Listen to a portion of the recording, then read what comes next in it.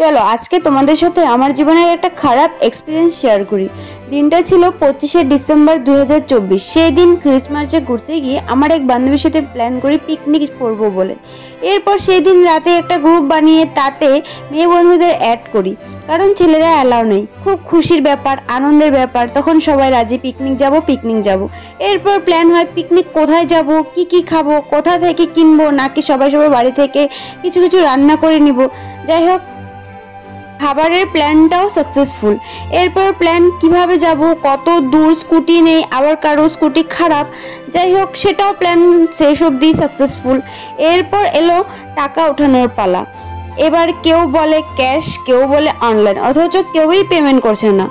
তারপর গ্রুপ থেকে রাগ করে লেফট মেরে বের হয়ে যায়। এবার মন ভেঙে গেল, কিন্তু আমার আর রিম্পির খুব ইচ্ছা আমরা যাবই পিকনিক, কারণ আজকে একসাথে আছি, কালকে নাও থাকতে পারে।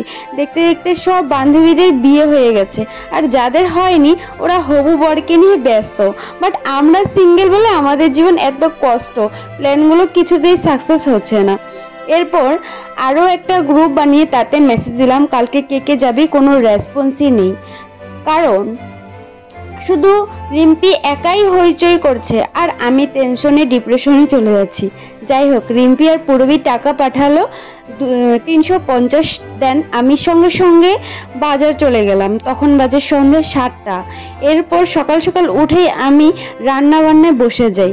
মনের ভিতর খুব টেনশন, সবাই যাবে কিনা, খাওয়ার কম বেশি হবে কিনা। যাই হোক, যতজন পিকনিক যাব ভেবেছিলাম ততজন তো আর আসে নাই।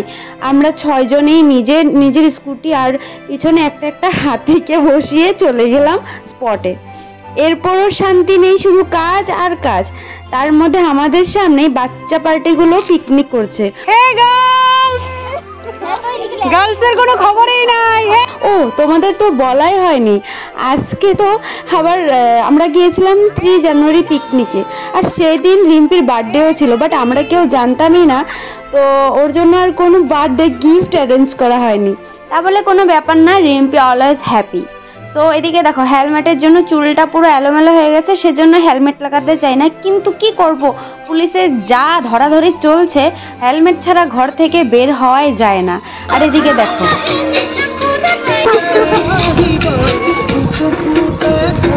এরপর আমরা পোটলা পাটলি নিয়ে রওনা দেই নদীর ধারে, কারণ সেখানেই বসে আমরা খাওয়ার দাওয়ার করব। দেখো, আমি বাড়ি থেকে যা রান্না করে নিয়েছিলাম সবার হাতে ধরিয়ে দিয়েছি, আর রিম্পি এনেছিল ওয়েট কভার, আর প্লাস তো হেলমেটগুলো রয়েছেই। তো এই বোচকা পাটিগুলো নিয়ে যেতে দেখি বাচ্চা পার্টিদের পিকনিক চলছে এখানে। আর এসে আমরা এই জায়গাটায় দাঁড়িয়ে এবার আর কি ওয়েট কভারটাকে আমরা এবার সুন্দর করে বিছিয়ে নিব, কারণ আমাদের জিনিসপত্রগুলো রাখতে হবে। 2টো বেড কভার এনেছি, মানে রিম্পি এনেছিল। তো দেখো, এখানে বেশি এক্সাইটমেন্টের জন্য বেড কভারও উড়ে পড়ে চলে যাচ্ছে। তো এখানে 2টো বেড কভারই দিয়ে দিয়েছি আমরা, কারণ ঠান্ডার দিন তো, পাছার যেন ঠান্ডা না লাগে। আর টেন্ট হাউসটাও এনেছিল রিম্পি, ওইটা হলো ফটো তোলার জন্য, প্লাস আমাদের খাবার দাবারগুলো এটার ভিতর রেখে চেইন মেরে দরজাটা লাগিয়ে আমরা একটু ঘুরু করবো বলে।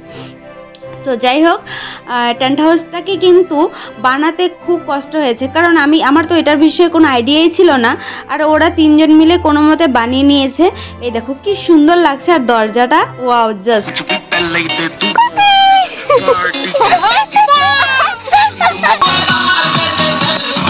সবটা রেডি করে আমরা বসে পড়ি ব্রেকফাস্ট করার জন্য। তখন বাজে 2টো, আর তখন আমরা ব্রেকফাস্ট করতে বসেছি, কারণ পিকনিক গেছি আর ব্রেকফাস্ট করবো না তা কি হয়। তো সবাই হাতে হাত লাগিয়ে আমরা মুড়ি মাখতে বসে যাই, কারণ কম পয়সায় খাবার এইটাই বেস্ট আমার মনে হয়, কারণ 1 গামলা মুড়ি খেলে তোমার আর কিচ্ছু খেতে হবে না। আর রয়েছিল কমলা মাখা, এটা তো দেখে আমার এখনো জিভ থেকে জল চলে আসছে। যখন মেখেছিলাম জাস্ট ওয়াও হয়েছিল, ওয়াও। তো হাতে হাত লাগিয়ে কাজ করলে কিন্তু সব কাজ তাড়াতাড়ি হয়। দেখো, কেউ ছুলেছে, কেউ বেছেছে, কেউ সুন্দর করেছে, আর আমি মরিচটাকে ডলে একদম ঝাঁকানাকা করে বানিয়ে দিয়েছি। এদিকে রিম্পি কোকোকোলাগুলো গ্লাসে ঢেলে নিয়েছে। আমাকে অনেকে জিজ্ঞেস করেছে এইটা কি জিনিস, আমি যখন শর্ট ভিডিও আপলোড করেছি। তো এখন দেখে নাও, এটা হলো কোকোকোলা। আর এদিকে আমি গরমে ঘেমে পাসিনা হয়ে তারপর বলছিলাম পাসিনা, ইয়া চিয়ার্স, খাও এবার খাও।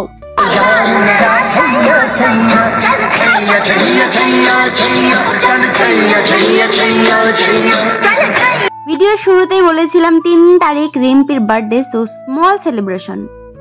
Happy birthday and happy new year. So মেয়ে এখানে খুব খুশি, কেকের সাথে সেলফি নিচ্ছে আর এখানে আমরা কেক খাচ্ছি। আর আমাদের সামনে বাচ্চা পার্টি খেলাধুলা করছে, তো ওদেরকেও ডেকে কিছু দেওয়া তো বানতা হ্যাঁ। তো ওরা আমাদের থেকে এসে চিপস খায়, কুরকুরি খায়, কেক খায়। আর এখানের মধ্যে আমাদের সাথে যে দীপ্তি গেছিল, দীপ্তির কিছু কিছু স্টুডেন্টও ছিল। দীপ্তির টিচার বলে কথা, ও স্টুডেন্টের সাথে ও কিভাবে খায়। তো আমরা ওদেরকে ডেকে, আমাদের এমনিতেও খাবার বেশি হয়ে গেছিলো, তো আমরা ওদের সাথে একটু ভাগযোগ করে নিলাম। এখানে দেখো চিপস, কুরকুরি, ঘাটিয়া এইসব খেতে কার না ভালো লাগে। সো কে কে খেতে ভালোবাসো না কমেন্টস করো আমাকে, আমি তো খুব ভালোবাসি। আর ওদের বাচ্চা পার্টিদের যে মাছ মাংসগুলো বাইকে করে এনেছিল, তাই বাইকটাকে সুন্দর করে সাফাই করছিল সব বাচ্চা পার্টিগুলো মিলে। বড়রা অ্যাকচুয়ালি ওরা স্কুল থেকেই পিকনিকে গেছিলো। এই দেখো আমাদের এখান থেকে মুড়ি নিয়ে ও আগে আগে যাচ্ছে, আর ওর পেছনে বাকিগুলো কি করে ছুটছে। এবার সবাই মিলে ওরা মুড়ি মাখাবে।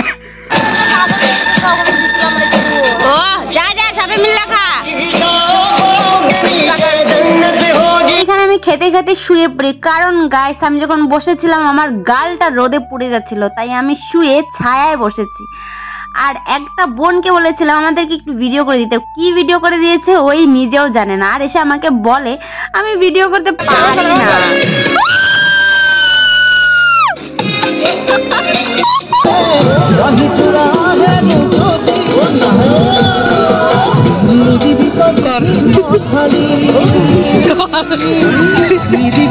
এরপর আমরা আমাদের ব্রেকফাস্টটা কমপ্লিট করে আমরা চলে যাই খানিকটা দূরে ফটোশুট করতে। আর যেতে যেতে দেখি বাচ্চা পার্টিদের খাবার রেডি আর ওরা খেতেও বসে পড়েছে। এই জায়গাটা তোমাদের কেমন লেগেছে অবশ্যই কমেন্টস করে জানিও। এটা হলো আমাদের লামডিং এর মিনি সিলোনি, ঠিক আছে? গরিবদের জন্য এটাই না হয় সিলোনি। তো এখানে আমি গিয়ে শাহরুখ খানের পোজ দিয়ে দেই। ও দাঁড়াও ব্লুটুথ বক্সের জন্য দিতে পারছি না, তাও হচ্ছে না গাইস, ব্যাক সাইড দিতে হবে। হ্যাঁ এইবার ঠিক আছে, পারফেক্ট। চলো আসো, আরো কিছু নাটক করব, সবটা তোমাদের সাথে শেয়ার করছি। দেখো ওয়াও, আমি তো বিহু ডান্স করছি গাইস। বিহু লাগিছে, কিন্তু বিহু লাগে নাই, এখন পিকনিক চলছে। বিহু আর কদিন পর মাঘ মাসে পিঠা খাবো বিহুর সময়, সেটাও তোমাদেরকে শেয়ার করব। ও অনেকে আমাকে জিজ্ঞেস করেছিল এটা কোন জায়গা, তবে আমি বলে দিচ্ছি, এটা হলো কৈলাস মন্দির থেকে একটুখানি দূরে গেলে এই ব্রিজটা পাবে। আর ব্রিজটার নিচে এরকম সুন্দর সুন্দর পাথর পাবে, সেখানে গিয়ে ফটো তুলে চলে আসবে আর বলবে মিনি সেলোনি, গরিবদের সেলোনি, ঠিক আছে?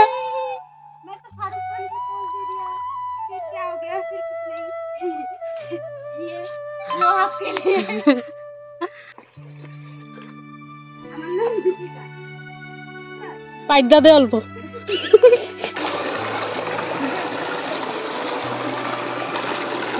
তো গাইস তোমরা তো শুনতেই পেলে, কারণ আমি পাথরের উপর দিয়ে যাচ্ছিলাম আর ওরা আমাকে বলছিল যাস না পড়ে যাবি। তো আমি বলছি যে আমি গিয়ে দেখাবো, কারণ আমার নাম দীপিকা। ও বলে পাইদা দে, কি সুন্দর কথা না?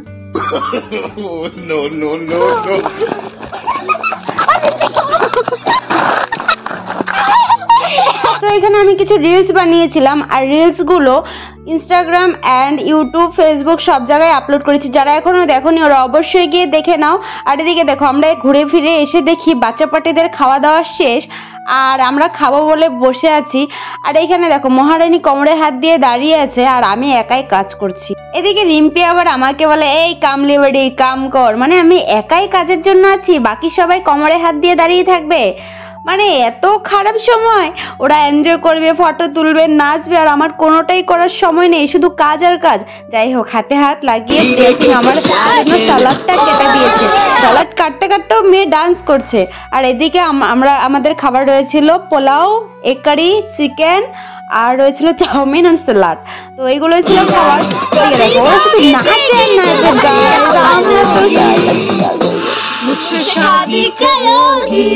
না করবো না।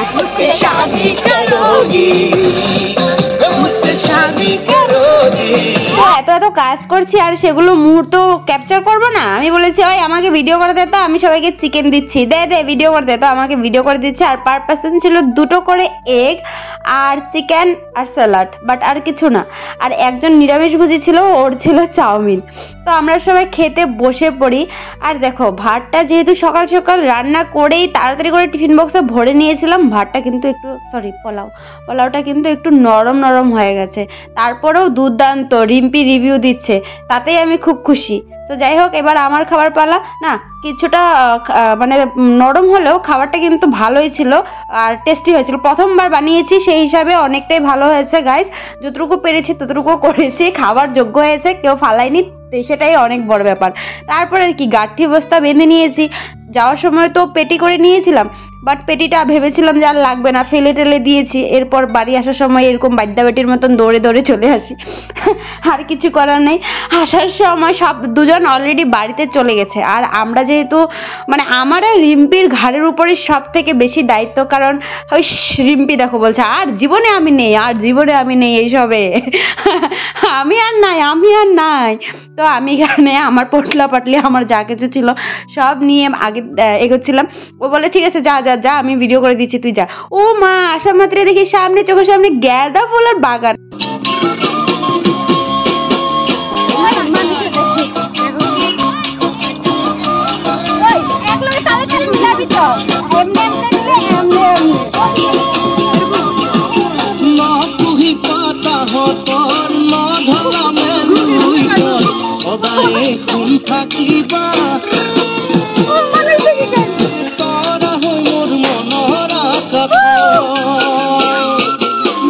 যাই হোক, সবকিছু টেনশন অ্যান্ড সবকিছুর ভার নিয়েও যদি শেষটা সুন্দর হয় তাহলে অনেকটাই ভালো লাগে। তো আমাদের এই ছিল মিনি পিকনিক। তোমাদের কেমন লেগেছে অবশ্যই কমেন্টসে জানিও।